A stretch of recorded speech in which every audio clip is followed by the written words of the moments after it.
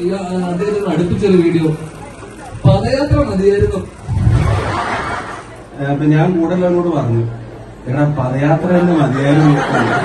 അത് കഴിഞ്ഞിട്ടില്ല, ഇത് കേക്ക് പദയാത്ര തന്നെ മതിയെന്ന്. അപ്പൊ അവൻ പറഞ്ഞ് അണ്ണന്റെ തന്നെ ബുദ്ധിയാണല്ലോ, അണ്ണൻ ചവിട്ടിക്കോളൂ എന്ന് പറഞ്ഞു. പുള്ളി എന്നൊക്കെ മൂത്താണ്. ആ കഥയോടെ ഞാൻ പറയാൻ പോകുന്നു. ഞാൻ ജനിച്ച മുതല് ഞാൻ പാലക്കാട് നമ്മുടെ ചെന്നൈയിലൊക്കെ ബൈ റോഡ് വഴി പോകുന്ന സമയത്ത് തൃശ്ശൂര് കഴിഞ്ഞ് വടക്കാഞ്ചേരി കഴിഞ്ഞ് പാലക്കാട് എത്തി കഴിയുമ്പോൾ വലിയ ഫ്ലക്സുകളൊക്കെ ഉണ്ടാവും KSUവിന്റെ യൂത്ത് കോൺഗ്രസിന്റെ ഒക്കെ. അപ്പൊ ഞാൻ അച്ഛനോട് ചോദിച്ചിട്ടുണ്ട്, ഞാൻ ചെറുപ്പമാണ്, 4ാം ക്ലാസ്സിൽ 3ാം ക്ലാസ്സിൽ പഠിക്കും, ആരാണ് അച്ഛാ ഇത്? അച്ഛൻ പറയും, ഇതാ മോനെ ഷാഫി.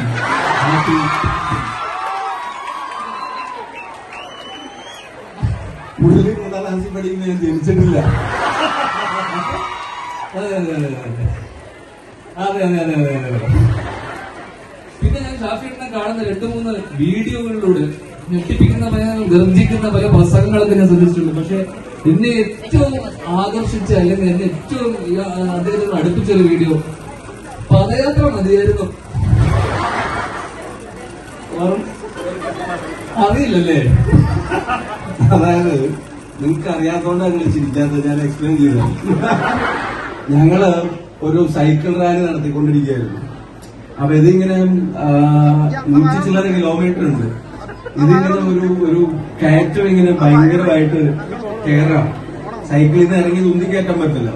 അപ്പൊ ഞാൻ ചവിട്ടിക്കൊണ്ടിരുന്നപ്പം ഞാൻ കൂടുതലോട് പറഞ്ഞു, എടാ പദയാത്ര തന്നെ മതിയായിരുന്നു. അത് കഴിഞ്ഞിട്ടില്ല, ഇത് കേക്ക് പദയാത്ര തന്നെ മതിയെന്ന്. അപ്പൊ അവൻ പറഞ്ഞ് അണ്ണന്റെ തന്നെ ബുദ്ധിയാണല്ലോ, അണ്ണൻ ചവിട്ടിക്കോളൂ എന്ന് പറഞ്ഞു.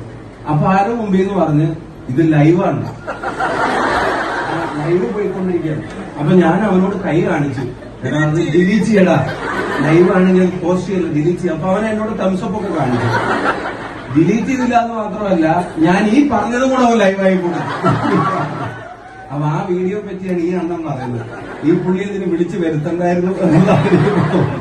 അല്ല, ആ വീഡിയോ ഞാൻ ഒരു ഓർമ്മ പുതുക്കാൻ വേണ്ടി ഞാൻ ഇന്ന് രാവിലെ എടുത്ത് കണ്ടപ്പോ എനിക്ക് പെട്ടെന്ന്.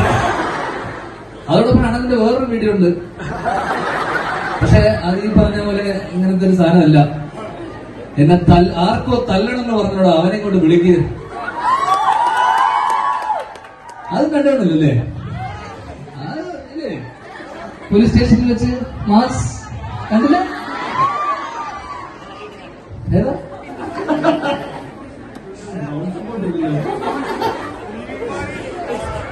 അപ്പോ അണ്ണൻ വിളിച്ചതുകൊണ്ടാണ് ഇങ്ങോട്ട് വന്നത്.